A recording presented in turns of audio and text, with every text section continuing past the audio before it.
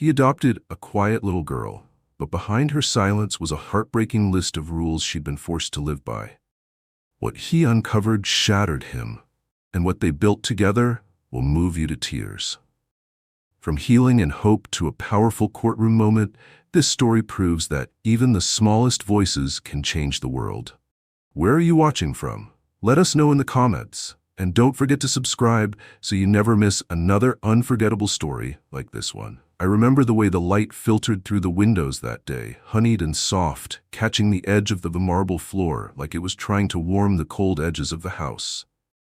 I'd come home early, something I almost never did. Work had eaten the better part of my life for decades, and truth be told, I didn't know how to slow down. But I'd seen this ridiculous stuffed bear in Florence on a business trip, hand-stitched, dressed in a miniature Italian suit, with eyes too soulful for a toy, and I thought of Leah, my daughter, 8 years old, obsessed with animals and odd facts in the color purple. I bought it without thinking, packed it carefully in my carry-on like it was made of glass. I wanted to surprise her, but the moment I stepped into the foyer, I knew something was wrong.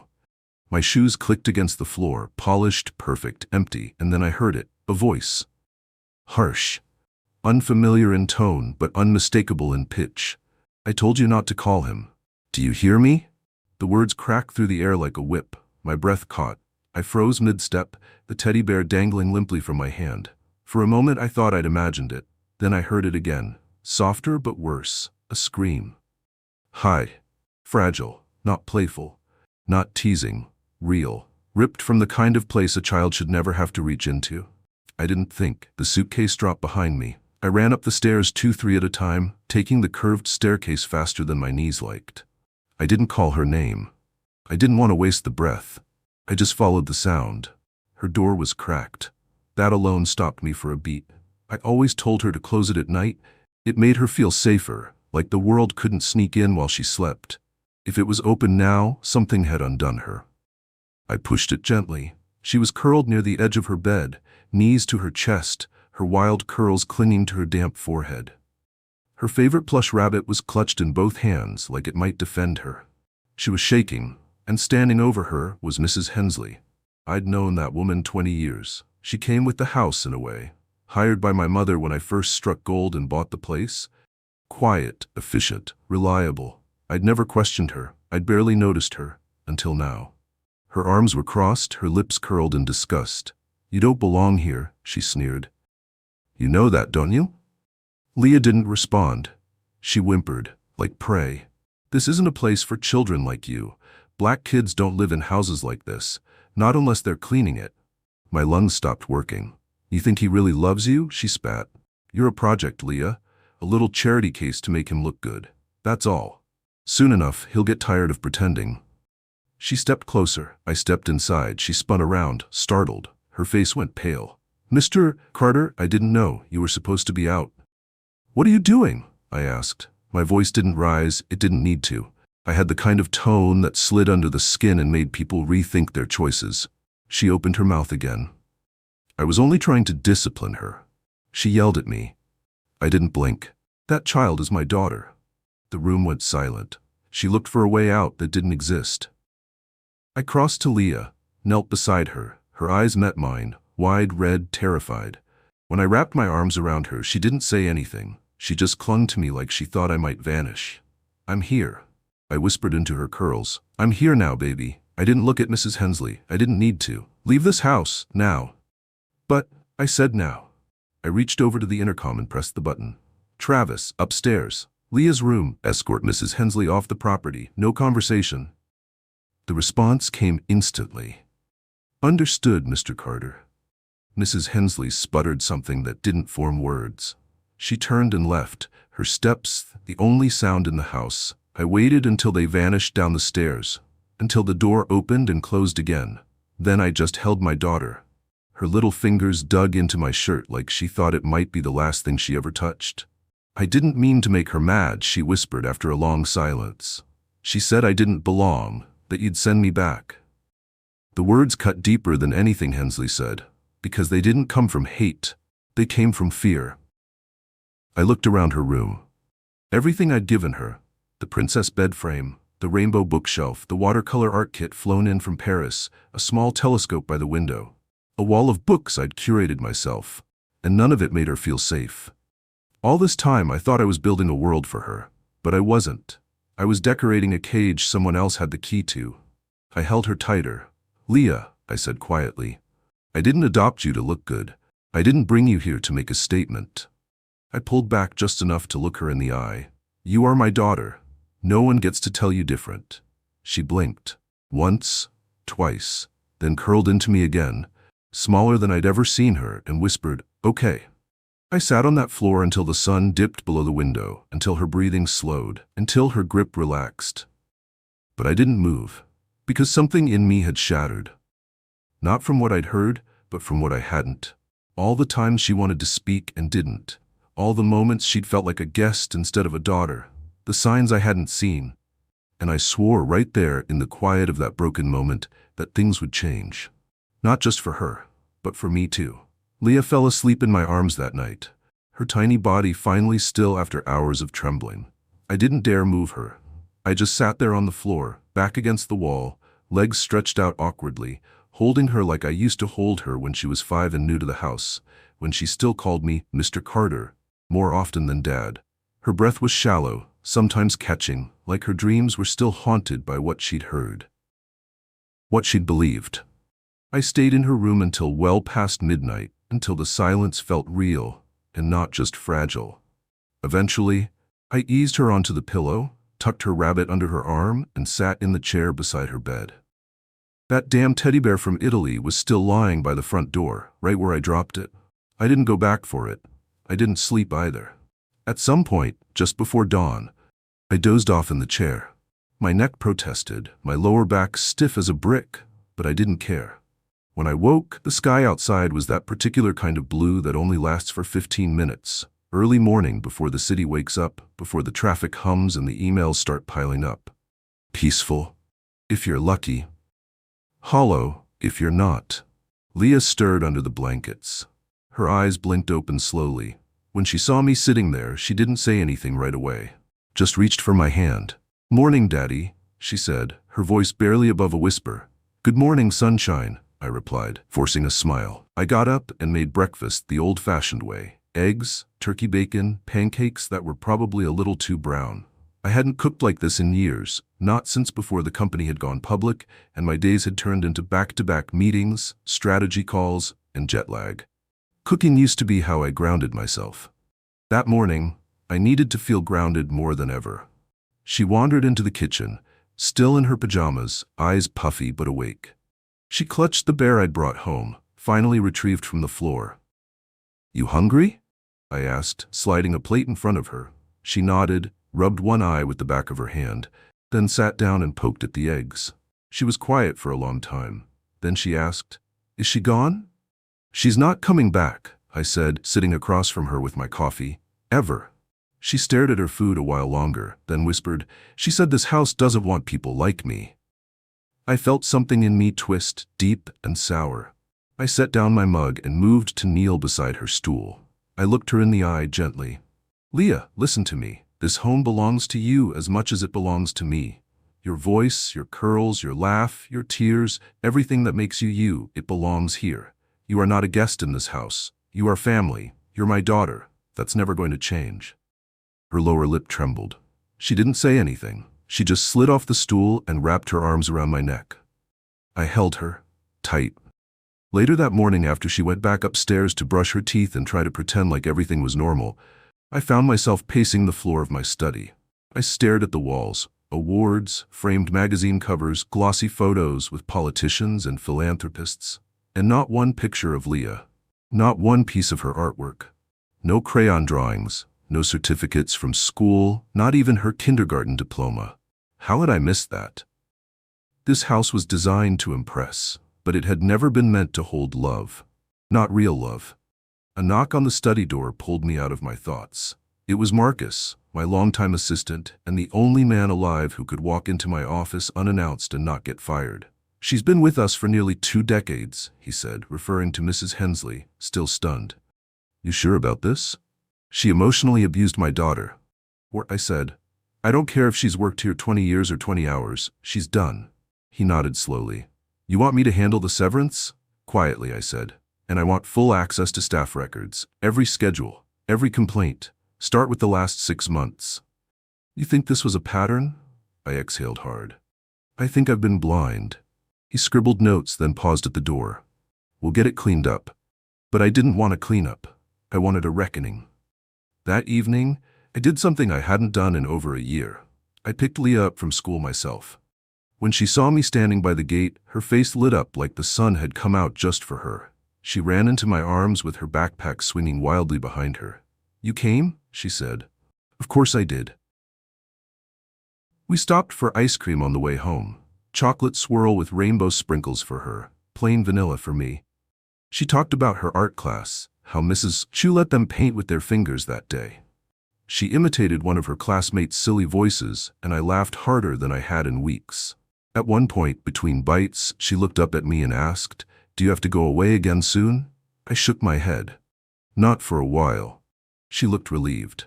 She didn't smile, but she didn't frown either. That meant more than I can explain. That night, as I tucked her into bed, she looked up at me and asked, What's going to happen to the other people who work here? What do you mean? Do they think like her? I sat down on the edge of the bed, heart sinking. I don't know, but I'm going to find out. And if anyone in this house makes you feel unsafe, they're gone. It's my job to protect you, and I will. She smiled a little, barely, and curled her fingers around mine. Okay. She fell asleep faster than usual, as if some part of her had exhaled for the first time in days. Back in my study, I poured myself a glass of bourbon and sat alone in the dark. My gaze landed on an old photo, me grinning with a governor at a ribbon-cutting ceremony. Beside it, another one, me accepting an innovation award at Stanford. And then my eyes landed on a different photo. The one from the day I brought Leah home. She'd been 5. Her arms wrapped around my neck like ivy, face pressed into my shoulder. I thought she was just shy that day. Now I realized it was fear. A child clinging to the last solid thing in a world that kept shifting underneath her feet. I stood up, crossed the room, and picked up the photo. Not again, I whispered. I picked up my phone. Then, I said to my head of security, I want a full internal review. Quiet. Start with anyone who's worked here in the past year. I want to know who's here for the right reasons. Ben didn't ask questions. Understood, sir? I ended the call and looked back at the photo one more time. I wasn't just trying to build a safe home anymore. I was trying to undo the damage of thinking that safety was something I could buy. That night, I stayed by Leah's door like a sentry, and I promised myself, this time, she wouldn't have to learn how to survive. She'd learn how to grow. And I'd be there, every step. The next morning, I didn't wake to an alarm. I woke to quiet, real quiet. Not the sterile kind that lingers in boardrooms or early airport lounges, but the kind that follows grief, thick and thoughtful, the kind that waits to see what you'll do next. I padded downstairs barefoot, my dress shirt from yesterday wrinkled, my feet heavy, my heart heavier. Leah was still asleep, curled in a tight ball like she was trying to make herself small enough to disappear. That image would sit with me all day. In the kitchen, I poured myself coffee and stood at the window, staring at the backyard without really seeing it. The swing I'd had built for her last spring swayed slightly in the breeze. It squeaked. Once, then again, like a whisper. That's when the knock came. Come in, I said, not turning. Marcus stepped inside, holding a folder like it might explode in his hands. I pulled the last 6 months of reports like you asked, he said. Staff schedules, internal complaints, surveillance coverage, everything. I took the folder, flipping it open slowly. It didn't take long for the patterns to emerge. 3 employees had either been formally or informally flagged in the past few months for their behavior. Minor things on paper, but strung together, they told a different story. One woman, a kitchen staffer, had referred to Leah multiple times as the rescue pup. Another had repeatedly moved birthday gifts addressed to Leah into the donation box meant for local shelters. The third had misplaced her school artwork. Twice, I stood there, gripping the countertop as a low heat spread in my chest. It wasn't just Mrs. Hensley. There had been others, more subtle, less confrontational, but no less damaging, like rot in a wall. Quiet, unseen, until everything starts to smell. Why didn't I know about this? I muttered. Marcus shifted his weight. Nothing rose to the level of formal action, and honestly, with your travel schedule, he didn't need to finish the sentence. I slammed the folder shut. I want them gone. All of them. Today. You sure you don't want HR to step in? Do it by the book? This is the book now, I said. Give them full severance, no public drama, but I don't want to see their names in this house again. Marcus nodded and started to turn, but I stopped him. And from now on, I interview every new staff member personally. I don't just want employees anymore. I want guardians. That afternoon, I picked Leah up from school again. She came skipping out of the building with her backpack bouncing, her curls catching the light.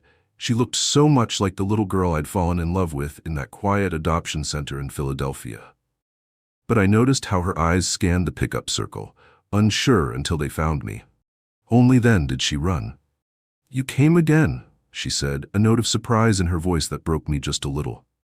I'll come every time, I replied, and meant it. We stopped for smoothies this time. She got mango strawberry.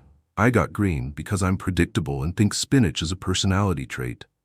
On the ride home, she told me all about her music class and how Kevin hit a wrong note on the recorder and made everyone laugh.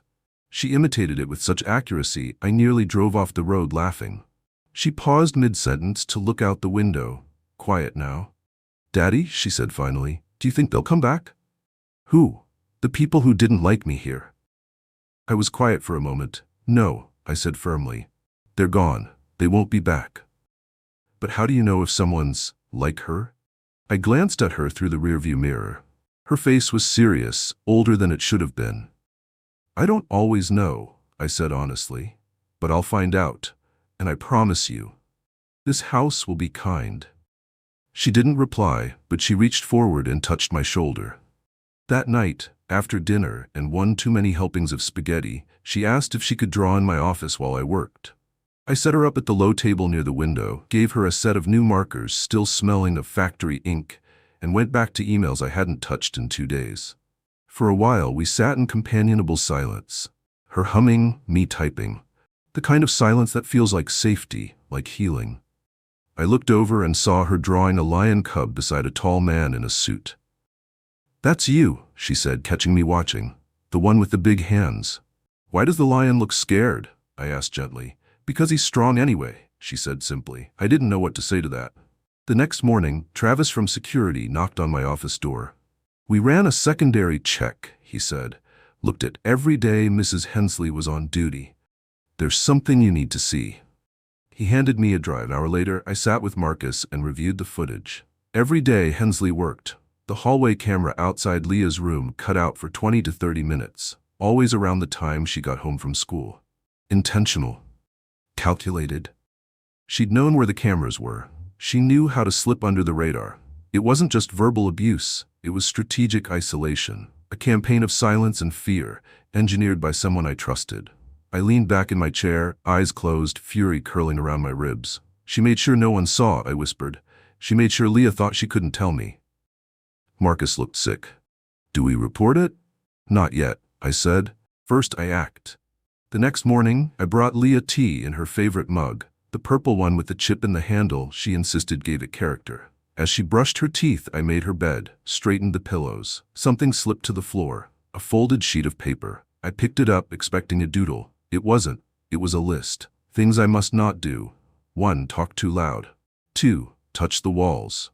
3. Ask too many questions. 4. Eat the last cookie. 5. Call daddy when he's away. 6. Cry. Underneath, in smaller but more hesitant letters. If I break these, she might come back. And daddy might leave. I didn't hear the faucet turn off. Didn't hear her footsteps. She saw the paper in my hand and froze in the doorway.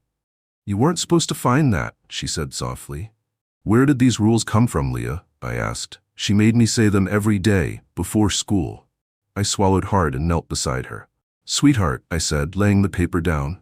These rules aren't real. They don't belong to you, and they sure as hell don't belong in this house. But what if she comes back? She whispered. Or if you go? I pulled her into my arms. I will never leave you. Not for noise, not for questions, not for cookies, not for tears, not ever. She pressed her face into my chest and stayed there a long time.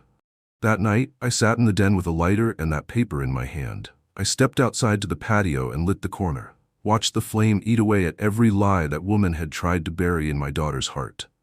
Behind me, I heard a small voice. "What was that?" Leah asked. I turned to her. "Just something that doesn't belong to us anymore." She nodded, slipped her hand into mine. The wind picked up, the ashes scattered, and we stood there side by side, both a little more whole than we'd been the day before. A week after I burned Leah's list, I found myself staring out the window again. Same view, same swing, same house that didn't quite feel like a home yet. Something inside me had shifted. Maybe it was the ashes from that paper still living under my nails, or maybe it was the way Leah clung to me at bedtime, like she was still trying to make sure I was real. Whatever it was, I couldn't sit still anymore. So I called Marcus into my study. "I need someone," I told him. "A therapist, for Leah." He looked at me like I just said I wanted to adopt a giraffe. "You mean someone in-house?" "Yes. Someone who understands trauma. Someone who knows how to speak to children without making them feel broken. Someone who gets what it's like to grow up black in a world that makes you question your worth." Marcus nodded slowly. "I know just the person to start with." 3 days later, she arrived. Dr. Naomi Fields. She was in her early 60s, with soft silver dreadlocks that framed a face lined with both kindness and hard-won wisdom. She wore a loose cardigan over jeans and carried a tote bag decorated with hand-drawn flowers. When she smiled, it was the kind of smile that said, "You're safe here," even before she said a word. No clipboard, no introductions that felt clinical. Just, "Hi, I'm Naomi," as she sat down at our kitchen table and asked Leah if she liked cookies. Leah nodded shyly. She never used to nod at strangers. "Good," Dr. Fields said, "because I brought some. Chocolate chip, still warm." That first session was just cookies and stories, no probing, no pressure. Dr. Fields told a ridiculous tale about falling out of a tree when she was 8 and how her dog Roosevelt barked at squirrels but never chased them. Leah giggled, just once, but it was real. A sound I hadn't heard in too long. By the third session, Leah had drawn another lion. This one sat beside a man in a suit, a big lion cub, head tilted toward the sky. She handed the drawing to Dr. Fields with a quiet kind of pride. "That's me," she said, "and Daddy, he has the big hands." Dr. Fields smiled. "What's the lion thinking?" Leah chewed her lip. "He looks scared, but he's strong anyway." That night, after Leah had gone to bed, I sat across from Dr. Fields in the living room. The house was silent except for the ticking of the grandfather clock and the occasional creak of the wood settling under years of memories that didn't belong to Leah. Not yet. "She's healing," Dr. Fields said, sipping her tea. "But she's still carrying fear." I nodded. "I see it sometimes, in how she flinches when the door creaks, or when she checks my face before speaking, like she's scanning me for approval first." Dr. Fields set down her cup and looked at me gently. "And you," she said, "you're carrying guilt." I stiffened slightly. "It's hard not to. I'm not saying it's wrong. I'm saying if you don't name it, she'll think it's her fault. Children are experts at blaming themselves for things they don't understand, especially smart ones." That hit me in the chest. I sat back and exhaled. "I thought I was doing everything right," I said. "I gave her everything I didn't have, a room full of books, the best school, safety, a future." "You gave her the structure," she replied. "Now she needs the soul, the presence." And so I began to show up, not to just pick up lines in dinner time, but in small ways. I started helping her pack her lunch. I learned how she liked her apple slices, peeled, no skin. I sat with her when she did homework, even if I didn't understand half of what third graders were learning these days. I made space. I paid attention. One afternoon, she was coloring at the kitchen island while I reviewed emails. "Daddy," she said without looking up, "did you have a dad?" I paused, set down my phone. "Not one who stayed." She glanced up, curious. "So how do you know how to be one?" I smiled softly, because I remember what it felt like not to have one. She blinked, nodded, and went back to coloring like I'd just told her what time it was. Later that night, after she fell asleep, I did something I hadn't done in years. I walked through the house slowly, room by room. I noticed the absence of her in the decor.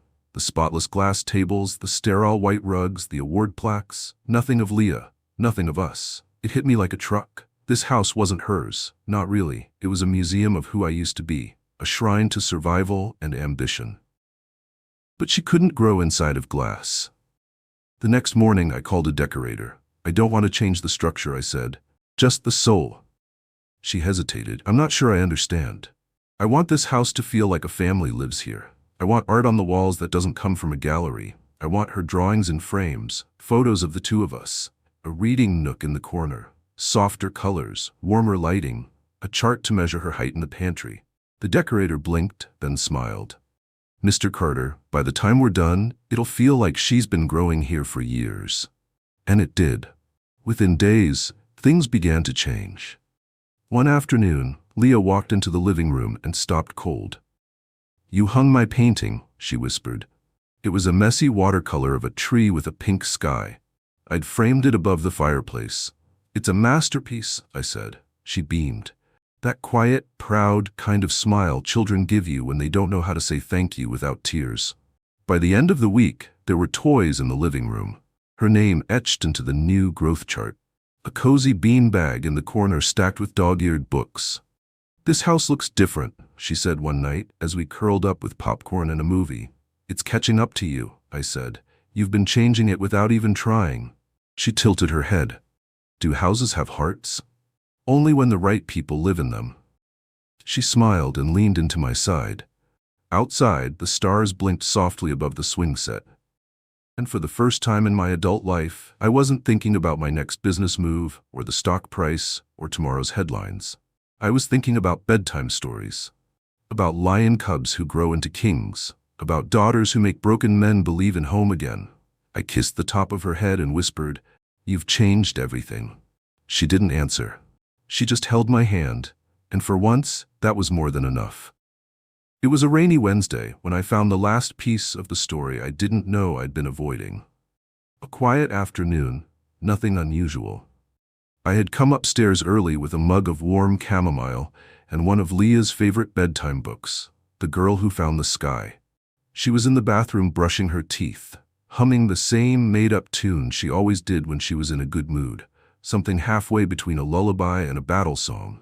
I reached down to straighten the pillows on her bed, smoothing out the quilt she loved, purple, of course.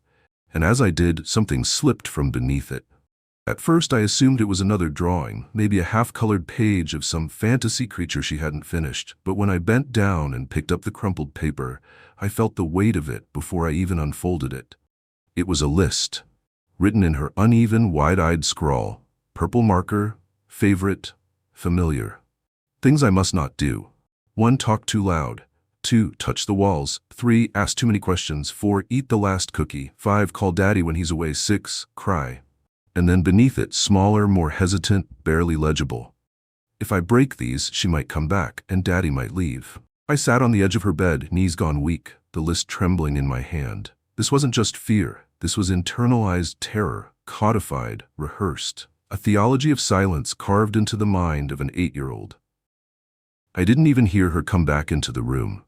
She stood in the doorway, her lion print pajamas slightly too big, sleeves hanging over her hands, her toothbrush clutched like a wand she'd forgotten she was holding. "You weren't supposed to find that," she said quietly. I turned to her slowly. "Leah, where did you learn those rules?" She looked down, the way children do when they think honesty will cost them. "She made me say them every day, before school." "Mrs. Hensley?" My voice cracked. She nodded once.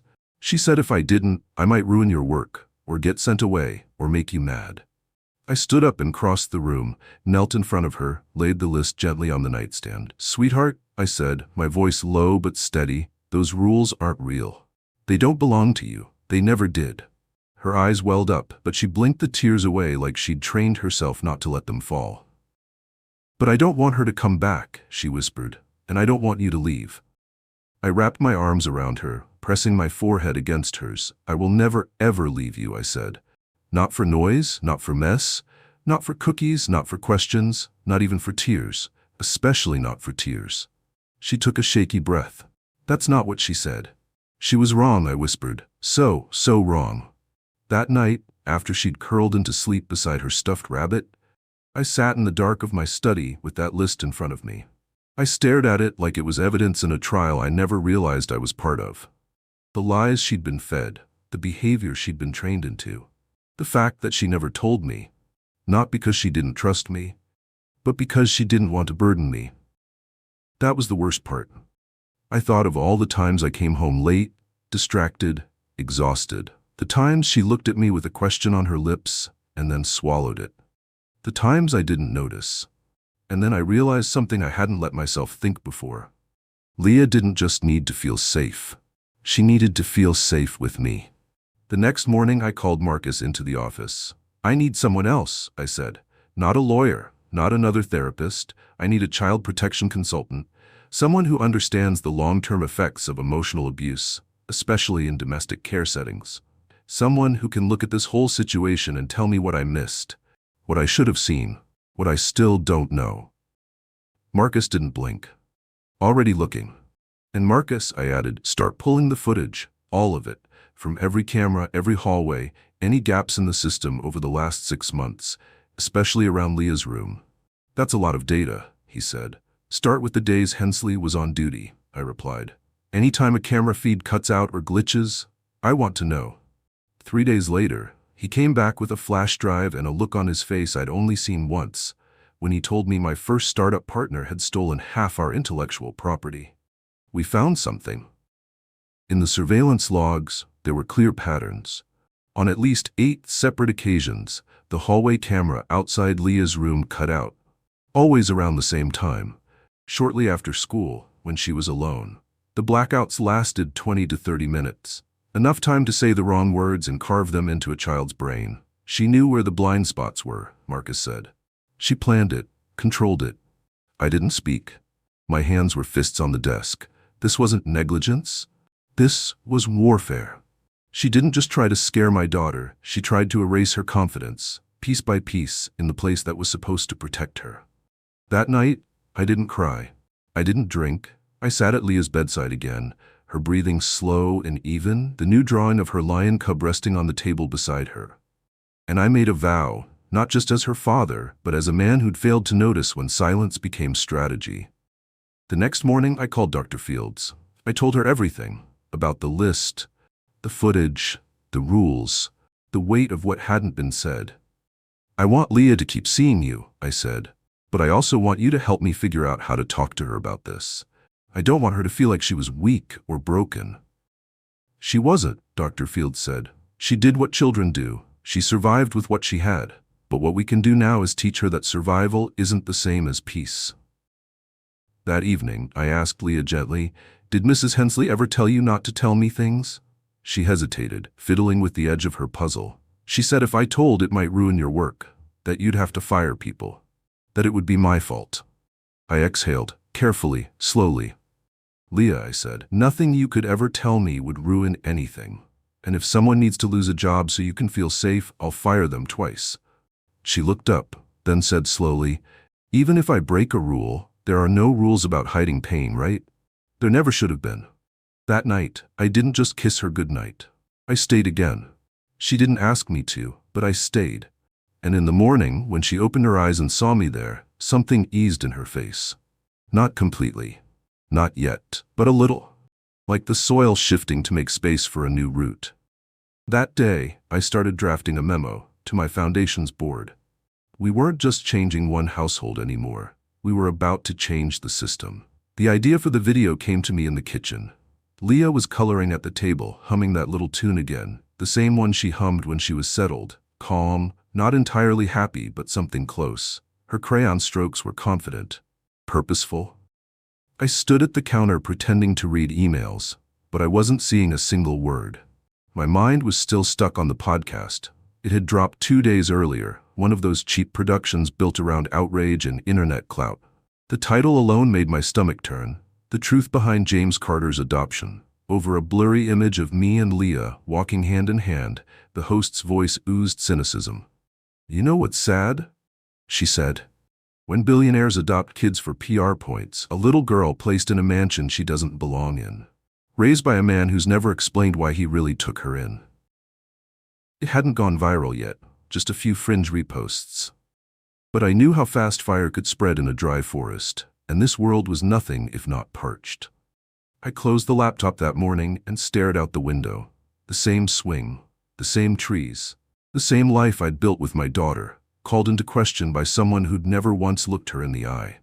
But what haunted me wasn't the attack on me. It was the implication that Leah was a decoration, a branding strategy, that her belonging could be debated like a stock price. No, not her. Not my daughter. "Sweetheart," I said, turning from the counter, "can I ask you something?" She looked up, wide-eyed but curious. "Would you want to help me tell our story? About us, together?" She tilted her head. "Like in a book?" "Not quite. Like in a video, just a short one, you and me, talking about what makes our family real." She squinted. "Do I get to pick what I wear?" I smiled. "Absolutely." 2 days later, we sat side by side on the couch in the living room. Nothing fancy, just jeans and soft lighting. She wore her favorite t-shirt, "I'm the boss," and a sparkly purple headband that refused to stay in place. I wore the oldest flannel I owned, the one she said made me look like a nice grandpa. The crew was small, just 2 camera operators from the Foundation's video team. No graphics, no scripted lines, just truth. "What do you love most about each other?" the director asked gently, behind the camera. Leah went first. "I love that my dad listens," she said, swinging her legs off the couch, "even when I talk too much and he smells like coffee and safety." I choked back a laugh, and something else, something tighter in my chest. "I love that Leah reminds me who I am," I said. "She's braver than most people twice her size, and she's made me better."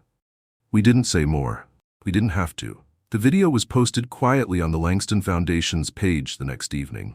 No press releases, no campaigns. I told Marcus not to promote it. "I don't care if it gets 10 views," I said, "I just want the right 10. But by the next morning, it had over 200,000. By noon, it had crossed 1 million, and the comments flooded in. Heartfelt, raw, real. This made me cry. Thank you for showing what love looks like. As a foster mom, this gives me hope. Thank you, both of you. Watching from Ohio, that child is blessed, and so are you. But one comment stopped me cold. I live just 3 blocks away.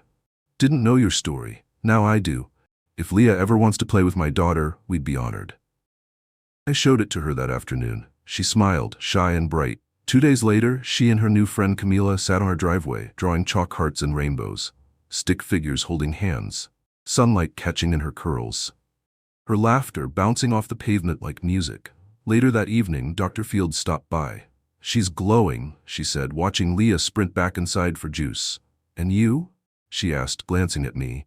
"I expected backlash," I admitted. "But the love, it caught me off guard." Dr. Fields nodded. "That's the thing about truth. It doesn't always roar. Sometimes it just stands quietly and lets people see." I looked out toward the front yard, where their chalk drawings were still vivid under the fading sun. "I didn't adopt Leah to make a point," I said. "But maybe our story can be one." "A story of what?" she asked gently. I smiled. "Of what it looks like when love shows up and stays." A week later, we were invited to a community event in Atlanta. A small youth center, celebrating foster and adoptive families. The foundation had quietly sponsored the event, but I hadn't planned to speak. I figured I'd sit in the back, clap politely, maybe sneak out after the cake. But that morning, as I was tying my shoes, Leah stood in the doorway. "Daddy," she said, "can you tell them what you told me? About why you chose me?" I paused, laces dangling. "You really want me to?" She nodded. "I think someone else might need to hear it." And that was that. That evening, I stood behind the velvet curtain, a folded speech in my pocket I had no intention of reading. The host called my name. The applause was gentle, respectful. I stepped onto the stage in jeans and rolled up sleeves. "Hi," I began, voice calm but full. "I'm not here today as a businessman. I'm here as a father, a grateful one." I looked out at the crowd. Parents, caseworkers, children, judges, volunteers, people who knew more about pain and resilience than any boardroom ever would. A few years ago, I made a decision that changed my life. I adopted a little girl. Not to make a statement, not to be anyone's hero. I did it because when I met her, I realized something was missing in my life. Something I didn't even know I needed. A hush fell across the room. I wasn't ready. I wasn't as strong as I thought. But she taught me that love isn't about words. It's about what you do when no one's watching. It's staying, listening, holding someone's hand when they're not even sure they can ask for help. I looked down at the photo I'd tucked into my pocket. Leah, drawing chalk hearts. She didn't need saving, I said softly. I did. And I know some of you understand exactly what that feels like. When I stepped down, people came up to shake my hand. A man in his 60s gripped my shoulder and whispered, I raised 3 foster boys. Never heard anyone say it like that. Thank you. That night, Leah was waiting up on the couch, a blanket over her knees and our lion cub drawing in her lap. Did you tell them? She asked. I did. Were you nervous? A little. Did you cry? I laughed. Almost. I knew it. She grinned and scooted over to make space for me. We sat there together, watching cartoons, eating popcorn, and saying nothing much at all. But I'll tell you something. It felt like everything. Because in that silence, I wasn't just rebuilding my daughter's world. I was finally building my own. It started with a question. We were clearing dinner plates one night, just the 2 of us, moving in a quiet rhythm we'd grown into. Leah stood on her step stool rinsing dishes, her sleeves rolled up, her curls tucked under a headband patterned with tiny stars. She liked doing dishes now, said it made her feel like a grown-up chef. Daddy, she said suddenly, without looking at me, can we do Thanksgiving different this year? I glanced over, surprised. Different how? She shrugged, carefully setting a plate in the drying rack. I want to invite people who don't have anywhere to go.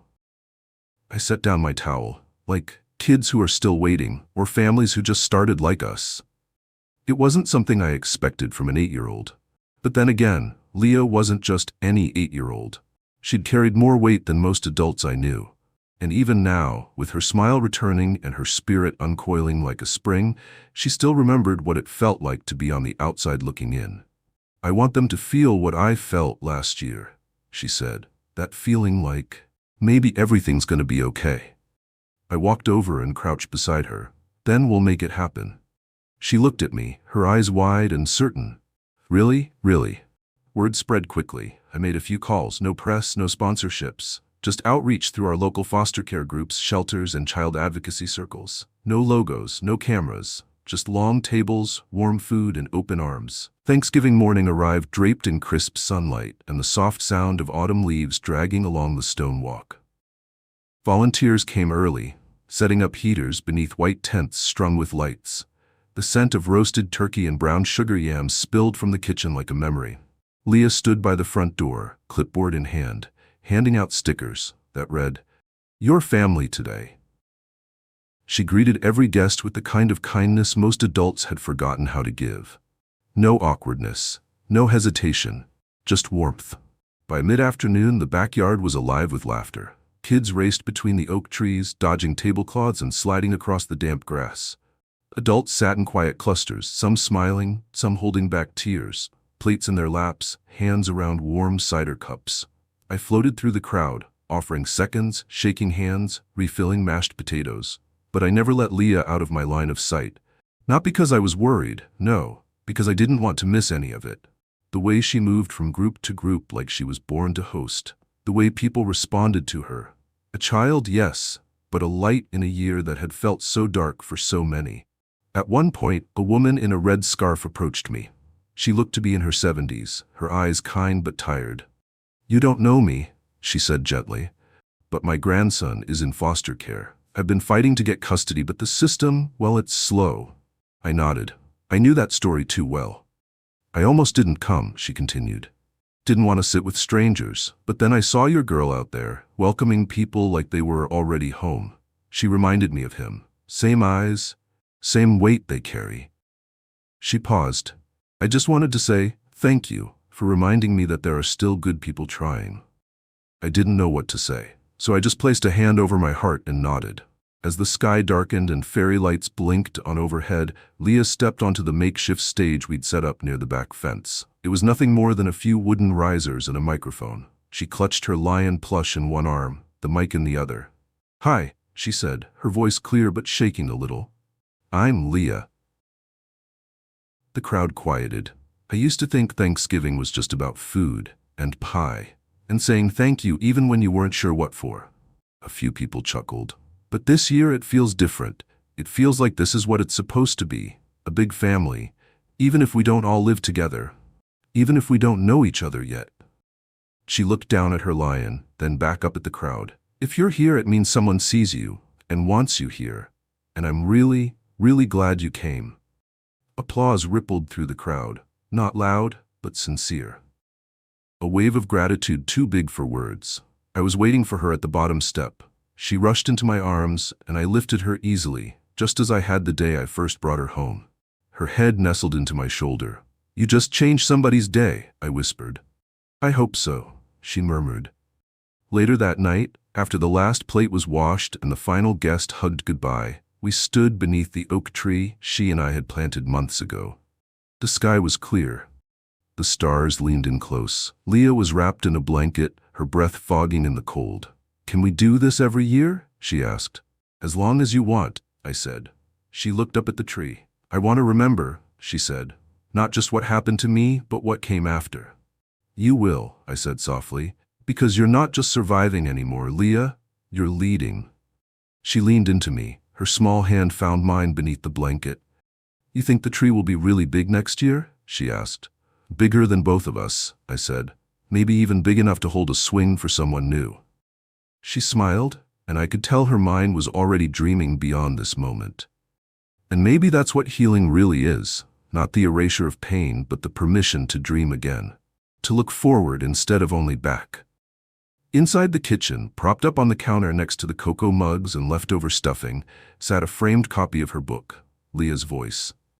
It had been quietly distributed to schools and shelters across 3 states. A story of a girl who found her strength in the softest place, her voice. Beside it, taped to the wall with purple washi tape, was a small sticky note she'd written the day it arrived. "We used to be 2. Now we're more." Every time I read it, I smiled, because she was right. That night, long after Leah had fallen asleep with her lion curled beside her, I stood at her doorway and watched the rise and fall of her breath. I thought of the people who came today, those who left a little fuller than when they arrived. I thought of the woman with the red scarf, the laughter around the long tables, the warmth in the cold. And I realized this wasn't just about giving thanks. It was about giving belonging. And Leah had given that to all of us. One quiet voice, one brave girl, one open door. It had been almost a year since Leah first stepped into my home with a backpack too big for her shoulders and eyes that refused to trust the warmth of a welcome. Now the walls of our house echoed with laughter, the scrape of crayon on construction paper, and the soft rhythm of a life slowly finding its center. Autumn had settled in gently, painting the trees in hues of amber and burnt orange. The swing in the backyard, the one I used to stare at through the window when I didn't know what to say to my daughter, now swayed daily under her feet and those of her new friends. She had begun inviting classmates over, one by one, each visit a small declaration. "I belong here. And now, so do you." One morning, while we were eating breakfast, she on the counter with a bowl of cereal, me at the stove flipping pancakes, she spotted something in the mailbox. She jumped down and dashed outside in her socks, yelling back, "I think it's from New Mexico." Her pen pal had promised to write her back, and she'd been checking for days. Instead, she returned holding a cream-colored envelope stamped with a government seal. She handed it to me without a word, her head tilted, curiosity sparkling in her eyes. I opened it slowly, reading the dense, bureaucratic language until I found the heart of it. "It's from the State Child Welfare Board," I said. Her eyes widened. "Are we in trouble?" I laughed, shaking my head. "No, baby. Not even close." The letter was an invitation for both of us to testify at a legislative hearing before the state Senate. They wanted to hear our story, not just mine, ours. They believed we could help advocate for tighter oversight on private caregiving within the foster system. Our story could make a difference. "They want both of us to speak," I said. "Me?" she asked, almost in a whisper. "Only if you want to," I said. "You don't have to say anything you're not ready to." She was quiet for a moment. Then, in her small but certain voice, she said, "Okay." 2 weeks later, we stood together outside the marble columns of the state capitol, her hand in mine. She wore a soft yellow dress patterned with tiny flowers and her white sneakers. Her lion plush rode safely inside her backpack. I wore my best navy blazer, no tie, and carried her book tucked under one arm. We were led into the hearing room, which smelled faintly of polished wood and old decisions. Leah looked around with wide eyes but didn't let go of my hand. We sat at the long table with the microphone in front of us, and when they called our names, I went first. I told them everything. Not just the headline version. Not just the good parts. I spoke about the day I found her curled up on her bed, the list she'd written in purple ink, the silence I hadn't known how to see. I told them about the therapy, about Dr. Fields, about how I had to change before she could feel safe enough to grow. And then I placed a hand on Leah's shoulder. She leaned forward, adjusting the microphone with both hands. Her fingers trembled, but her voice, when it came, was clear. "My name is Leah," she said. "I used to think I had to be quiet to be safe, but now I know I'm allowed to speak, and when people listen, things can change." She paused, looked down at her lion plush peeking out of her bag. "I don't remember all the bad things," she continued, "but I remember how it made me feel, like I was small, like I didn't matter. But then I got a dad who told me I did, and a doctor who helped me find my voice. Now I want other kids to know they're not broken." There was silence when she finished. Not the kind that's awkward or forced, but reverent. The kind that follows truth when it lands where it needs to. A senator leaned forward, her voice thick with emotion. "Thank you, Leah. That was incredibly brave." After the hearing, people approached us in the hallway. Social workers, nonprofit directors, even 2 other foster children who hugged Leah like she was a celebrity. But all she really wanted was ice cream. So we stopped at a small parlor on the way home. Chocolate for her, as always, and bitter black coffee flavor for me. "You think they heard us?" she asked between spoonfuls. I looked at her, so small in that booth, legs swinging freely, eyes no longer weighed down by fear. "I think they'll remember everything you said." Back home, life resumed its soft rhythm. But something had shifted. Leah stood taller, straighter. She began correcting people when they mispronounced her name. She introduced herself to new classmates without hiding behind me. She spoke at school events, offered to help with coat drives, and even gave a short speech at a local fundraiser for foster families. One night, Dr. Fields joined us for dinner. Roast chicken, mashed potatoes, Leah's idea of grown-up food. As we ate, Leah looked up suddenly. "I think I want to write a book." Dr. Fields smiled. "What kind of book?" "About how I learned to be loud again," she said. "Not yelling loud, just voice loud. The kind that makes people look at you and not through you." I set down my fork, the room quiet. "That's a book I'd buy," I said. She grinned. "You have to. You're in it." And just like that, the project began. On weekends, we wrote together. Sometimes she dictated while I typed, other times she sprawled out on the rug with a notebook and filled it with her thoughts. Chapter titles emerged from conversations and late-night questions. The Quiet Rules, The Lion Cub, The Tree We Planted, When Daddy Stayed. By midsummer, I called in a favor from a publishing friend. "We don't want a bestseller," I told her. "Just something honest, something that might reach the right hands." By early fall, a small print run of Leah's voice went out to schools, foster care networks, and children's advocacy libraries. The illustrations were soft and vibrant. The final page read in Leah's words, "Even small voices make echoes, and sometimes those echoes build bridges." The first time she saw it in print, Leah held it to her chest and whispered, "I'm real now." I wrapped an arm around her. "You've always been real," I said. "Now the world gets to see it too." And they did. Not because of a campaign, not because of a speech, but because a little girl once made to believe she was too much, too loud, too different, chose to speak. And a man who once thought silence was safety chose to listen. Together, we turned pain into purpose. And even now, I know we're just getting started. Thank you so much for staying with us through this deeply personal journey. If you're still here, it means something in this story resonated with you. And that means the world to me. Leah's voice, once silenced by fear, now echoes with purpose. And maybe that's the lesson we all need to carry. Healing doesn't begin with perfection. It begins with showing up, with listening, with choosing love every single day. We often underestimate the power of small actions. A hug, a word of encouragement, a promise kept.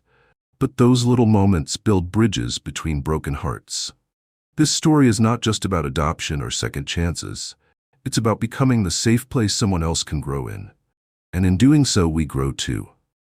I'd love to know, where are you watching from? What part of the world are you calling home? If this story moved you, please subscribe to the channel. It helps us keep sharing stories that matter, stories that heal, stories that remind us we are not alone. We've got more coming, and we'd be honored to have you with us.